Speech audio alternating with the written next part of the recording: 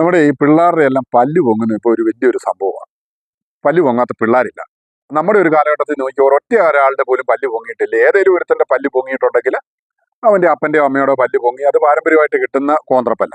അപ്പോൾ ഈ പല്ല് പൊങ്ങുന്നതിൻ്റെ കാര്യം എന്നാന്ന് വെച്ചാൽ പല്ല് ബ്രഷ് ചെയ്യുന്നതുകൊണ്ടാണ്. പല്ല് നമ്മൾ പണ്ട് എന്നാ ചെയ്യുന്ന, പല്ല് തേക്കുക ചെയ്യുന്ന, പൽപ്പൊടി ഉമ്മിക്കരിയൊക്കെ പൊടിച്ച് നമ്മൾ പല്ല് തേക്കും, അല്ലെങ്കിൽ മാവല വെച്ച് പല്ല് തേക്കും. അപ്പം കൈ വെച്ച് നല്ലപോലെ അമർത്തി തേക്കുമ്പോൾ ഈ മോണയ്ക്ക് ബലം കിട്ടും, പല്ല് പൊങ്ങത്തില്ല. അതുപോലെ തന്നെ നമ്മുടെ കുട്ടികൾ കട്ടിയുള്ള ഒരു സാധനവും ചവയ്ക്കുന്നില്ല.